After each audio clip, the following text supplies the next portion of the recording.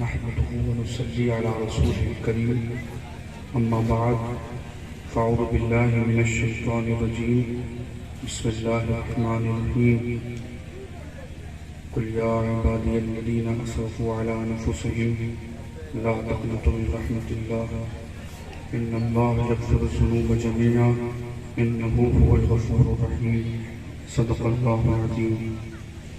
نہایت ہی عقیدت و محبت حضور قلب کے ساتھ بارگاہ رسالت مآب میں نذرانہ درود پاک پیش کریں۔ پڑھیں اللہم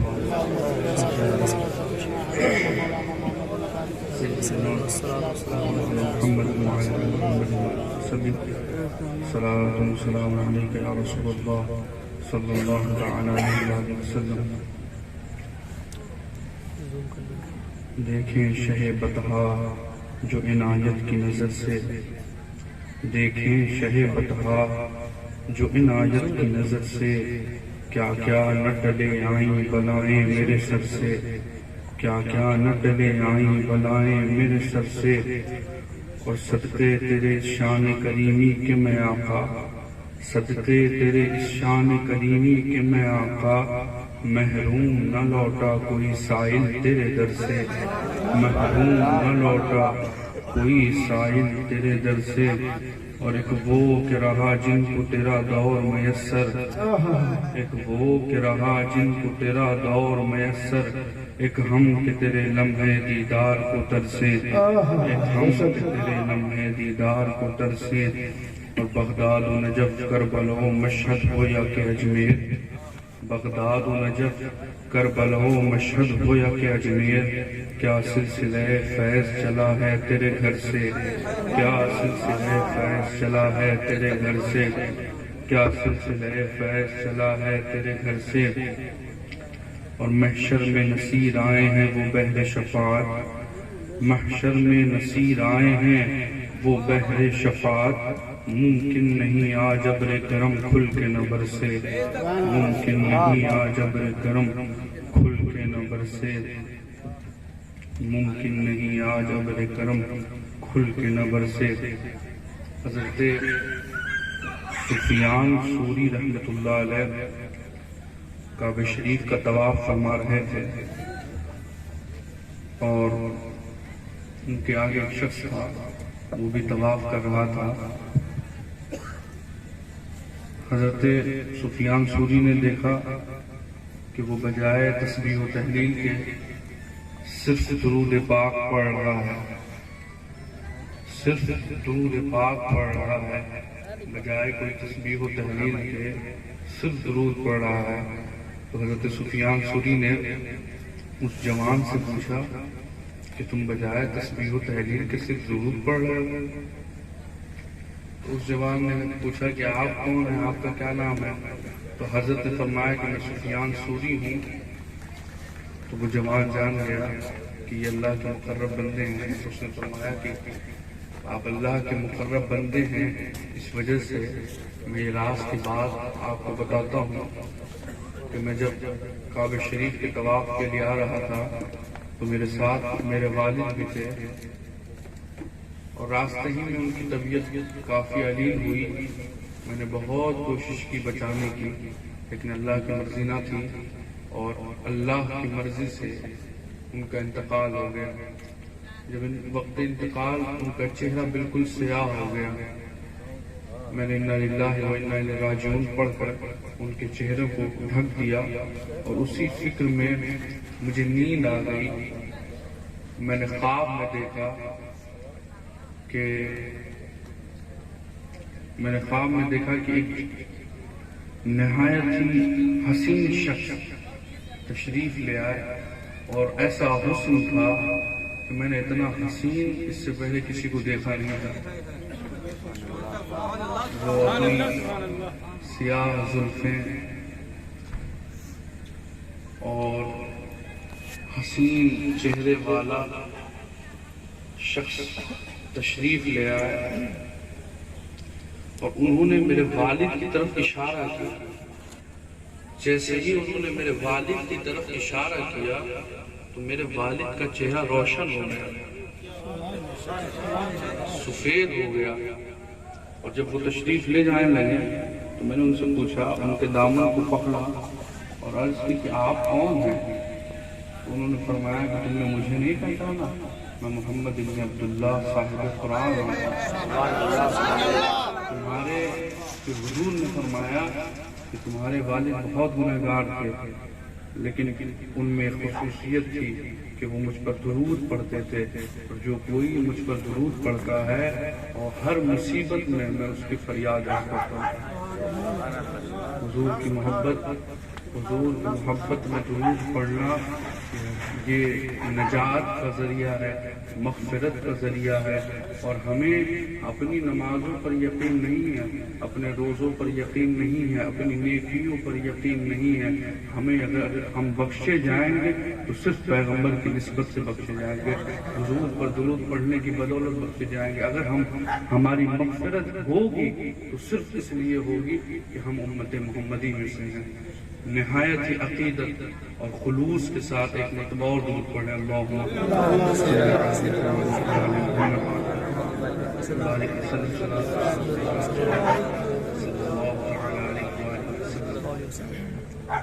اللہ کریم شاہ فرماتا ہے، محبوب آپ فرما دیجئے ان بندوں سے کہ جو بندے اپنی جان پر زیادتی کرتے ہیں گناہ کر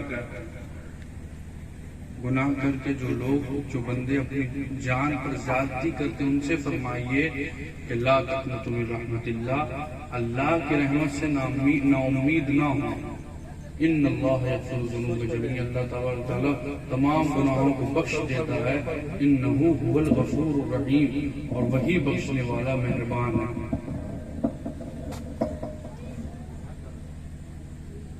بس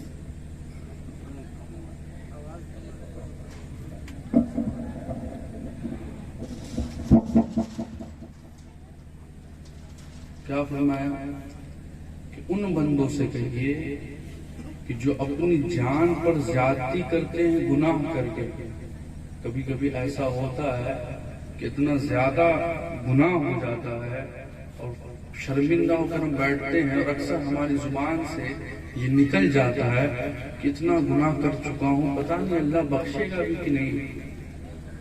یہ اپنے رب کی شفقت دیکھیے بندوں پر کہ اللہ پہلے فرما دیا ہے اللہ نے کہ لا تقنطوا من رحمت اللہ کی رحمت سے نا امید نہ ہونا، گناہوں سے معافی کرتے رہنا، توبہ کرتے رہنا. گناہ ہو جاتے ہیں تم سے، پھر بھی کیا ہوا، اللہ نے ابھی توبہ کا دروازہ بند نہیں کیا، توبہ کرتے رہو. انہ هو الغفور الرحیم، اللہ تبارک و تعالیٰ بخشنے والا مہربان ہے، وہ تمام گناہوں کو بخش دیتا ہے. حضرت سیدنا عمر فاروق رضی اللہ تعالیٰ عنہ کا مدینہ شریف سے گزر ہو رہا تھا، اور ایک جوان تھا اسی راستے سے گزر ہو رہا تھا. پیچھے شراب کی بوتل وہ جوان چھپائے ہوئے تھا. سیدنا عمر فاروق نے پوچھا کہ پیچھے کیا چھپائے ہوئے ہو؟ تو وہ بڑا شرمندہ ہوا اور من میں وہ اللہ سے عرض کرنے لگا کہ اللہ پاک، آج اگر عمر فاروق کے سامنے، حضرت عمر فاروق کے سامنے میرا عیب عیاں ہو جائے، ظاہر ہو جائے گا، تو بڑی بے عزتی اور بڑی ذلت کی بات ہوگی کہ میں سیدنا عمر فاروق کے سامنے ذلیل ہو جاؤں گا. اے اللہ پاک، آج میں تجھ سے توبہ کرتا ہوں کہ اگر آج میں عمر فاروق کے سامنے شرمندہ ہونے سے بچ جاؤں گا، میری عیب پوشی ہو جائے گی، تو میں آج کے بعد کبھی شراب نہیں پیوں گا. یہ من ہی من میں اس نے اللہ سے التجا اور گزارش کی. سیدنا عمر فاروق نے وہ بوتل مانگی کہ لاؤ دکھاؤ اس میں کیا ہے. جب وہ بوتل سیدنا عمر فاروق کو اس جوان نے دیا تو اس میں بجائے شراب کے وہ بوتل سرقہ ہو گیا. یہ واقعہ بتانے کا مقصد یہ ہے کہ اس کے بعد حجت الاسلام سیدنا امام غزالی رحمۃ اللہ علیہ ارشاد فرماتے ہیں کہ انسان ذرا غور کرو کہ جب بندہ بندے کے خوف سے خلوص دل سے تائب ہو جاتا ہے، توبہ کر لیتا ہے، تو اللہ تبارک و تعالیٰ اس کی نافرمانیوں کی شراب کی جو بوتل ہے اس کو سرکے میں تبدیل کر دیتا ہے. جو شراب کی بوتل ہے، اگر بہت غور کرنے کی بات ہے کہ رب کے خوف سے نہیں، اس نے توبہ جو کیا عمر فاروق کے خوف سے. بندہ بندے کے خوف سے سچے دل سے توبہ کر لے تو اللہ شراب کی بوتل کو سرکے میں تبدیل کر دیتا ہے. تو اگر بندہ رب کے خوف سے شرمندہ ہو کر توبہ کر لے تو اللہ کیوں نہیں ہماری نافرمانیوں کی شراب کو فرما برداری کے سرکے میں تبدیل کر دے. امام غزالی کی یہ بات ایک انسان اور گنہگاروں کو جھنجھوڑ رہی ہے کہ اپنے آپ کو زندہ کیجئے اور اللہ کی بارگاہ میں رجوع کیجئے. لوٹنے کا وقت ہے. حضور علیہ السلام کی محفل کو سجا کر رات بھر خوب نعرے تکبیر اور رسالت لگا کر اور پھر صبح میں وہی حالت ہو جائے تو پھر جلسے کا کوئی فائدہ نہیں. جلسہ وہی کامیاب ہے جس میں لوگ جس علماء کی باتیں سنیں اور عمل کریں. ورنہ اتنا پیسہ خرچ کرنے اور حضور کی محفل کو منعقد کر کے اور ہم کچھ سیکھیں نہیں اور عمل نہیں کریں تو پھر کیا فائدہ ہوگا. کم سے کم سال بھر میں اگر 100 محفل ہو رہی ہیں تو 100 نیکیاں ہمارے اندر اضافہ ہونی چاہیے. اور اگر ایسے ہم ایک ٹارگیٹ لے کے چلیں تو نہ جانے کتنی نیکیوں کا اضافہ ہم اپنے اندر کر لیں گے. حضرت سلطان المشائخ نظام الدین محبوب الہی رحمۃ اللہ علیہ کی مجلس تھی. نصیحت فرما رہے تھے. فرمانے لگے کہ تائب توبہ کرنے والا یہ متقی کے برابر ہوتا ہے. جو شخص اپنے گناہوں سے توبہ کر لیتا ہے وہ متقی کے برابر ہوتا ہے. اس کے بعد فرمانے لگے کہ گنہگار جب گناہ کرتا ہے اور اس میں خوب مزہ آتا ہے، اس کو گناہ کرنے میں خوب لذت لیتا ہے، خوب مزہ آتا ہے.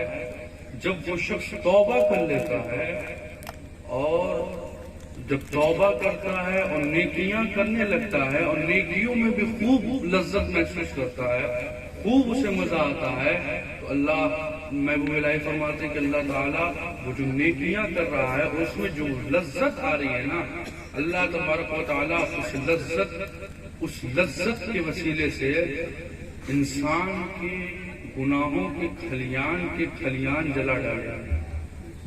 گناہوں کے کھلیان جلا ڈالے گا. یہ ہمارے مشائخ اور صوفیاء کی تعلیمات ہیں. حضور نبی کریم علیہ السلام کی محفل یقیناً یہ وہ محافل ہیں جس میں اگر ایک لمحہ انسان گزار لے اور اس کا مقام، اس کی عظمت اور رفعت نہ مقرر بیان کر سکتا ہے، نہ مصنف لکھ سکتا ہے. یہ اللہ رسول جانے کتنا بلند مقام ہے ان مجلسوں کا. بہت ادب اور بہت احترام کے ساتھ ان محافل میں بیٹھنا چاہیے اور حضور نبی کریم علیہ السلام سے بے پناہ محبت اور عقیدت ہمیں کرنے کی ضرورت ہے اور دہلیز مصطفیٰ علیہ السلام کی طرف لوٹنے کی ضرورت ہے. ہمیں اگر بزرگان دین کا دامن ہم تھام لیں تو یقیناً نبی کریم علیہ السلام تک رسائی ہماری اسی وقت ہوگی جب ہم مشائخ کے دامن سے وابستہ ہوں گے. حضور علیہ السلام کی محبت اور بغیر کسی شیخ کامل کے حضور تک پہنچنا ناممکن. ہماری یہ اوقات نہیں ہے کہ ہم ڈائریکٹ پہنچ سکیں. ہماری یہ اوقات نہیں ہے کہ ہم ڈائریکٹ پہنچ سکے. یہ ہمارے بزرگان دین کو اللہ اور رسول نے اس لیے بھیجا کہ ہم ان سے وابستہ ہو کر ہدایت کے راستے پر آئیں اور ان کے وسیلے سے رسول اللہ اور پھر اللہ تک رسائی ہوگی. مشائخ کی صحبت میں بیٹھنا یہ 100 سال کی عبادت بے ریا سے بہتر ہے. مولانا روم فرماتے ہیں کہ خواہت ہم نشینی صحبت بخدا وہ نشین نشین صحبت باولیا، یک زمانہ صحبت باولیا، بہتر 100 سالہ اطاعت بے ریا۔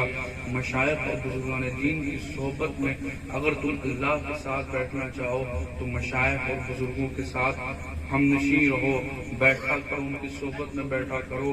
اور یک زمانہ صحبت باولیا، ایک زمانہ ایک لمحہ مشائخ کی صحبت میں بیٹھنا بہتر 100 سالہ اطاعت بے ریا۔ بے ریا 100 سال عبادت بے ریا سے بہتر ہے کہ بزرگوں کی صحبت میں بیٹھ جائے۔ 100 سال کی وہ عبادت جس میں ریاکاری نہ ہو، خالص عبادت، اس سے بہتر ہے کہ بزرگان دین کی صحبت میں بیٹھا جائے۔ اللہ کا خوف، ان کی صحبت میں بیٹھنا اور ان کے چہروں کو دیکھنے سے اللہ کا خوف انسان کے دلوں میں اترتا ہے۔ بزرگان دین کے فیوز و برکات ہی وہ ہیں کہ جو اللہ و رسول کی محبت اور ان کا خوف ہمارے دلوں میں ڈالتی ہیں۔ اللہ کریم بانیان محفل اور جملہ معاونین کے تعاون، شرکاء کی شرکت کو قبول فرمائے اور ہم سب کو، سامعین کو، ذاکرین کو، سب کو عمل کرنے کی توفیق عطا فرمائے۔ اللہ ہم سب کے چھوٹے بڑے گناہوں کو معاف فرمائے اور نہایت ہی کمتر شخص ہوں، اور بس یہی ہے کہ ایک عظیم شیخ کا ایک نہایت ہی ادنا مرید ہوں۔ اللہ تبارک و تعالی ہم سب کو غرور، تکبر، گھمنڈ، شہرت طلبی سے محفوظ فرمائے۔ اللہ تبارک و تعالی ہم سب کو مسلک اہل سنت والجماعت پر استقامت عطا فرمائے۔ حضور نبی کریم علیہ الصلوۃ والسلام کی محبت میں دنیا میں رکھے اور حضور ہی کی محبت میں دنیا میں اٹھائے۔ قیامت میں نبی کریم علیہ الصلوۃ والسلام کی شفاعت نصیب فرمائے۔ السلام علیکم۔